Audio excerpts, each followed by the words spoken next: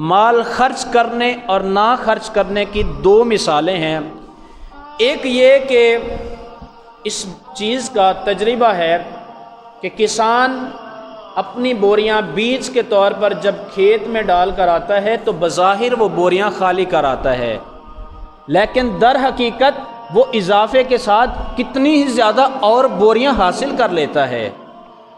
تو یہی مثال ہے راہ خدا میں خرچ کرنے والے کی،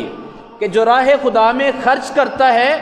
بظاہر اس کا مال جا رہا ہے، لیکن اس کی برکت سے اللہ اس خوش نصیب کو وہاں سے رزق عطا فرماتا ہے جہاں اس کا گمان بھی نہیں ہوتا۔ اسی لیے جس مال سے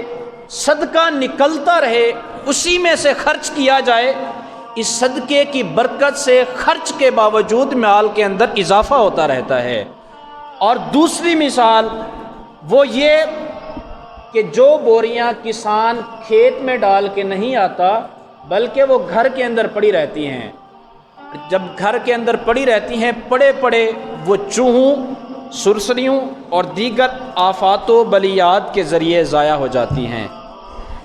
یہی مثال ہے صدقہ نہ کرنے والے کی، کہ جب وہ راہ خدا میں صدقہ نہیں کرتا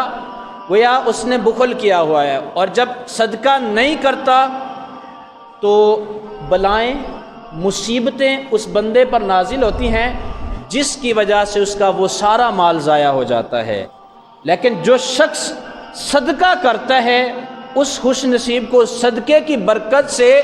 جتنی بھی بلائیں اور مصیبتیں آنی ہوتی ہیں وہ ساری کی ساری ٹل جایا کرتی ہیں۔ تو خوش نصیبی ہے دنیا کے اندر اپنا مال خرچ کرنے والے کی۔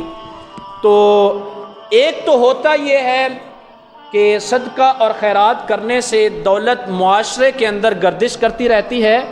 اور غریبوں اور مسکینوں کی بہت ساری ضروریات پوری ہو جاتی ہیں۔ یہی وہ غریب اور مسکین لوگ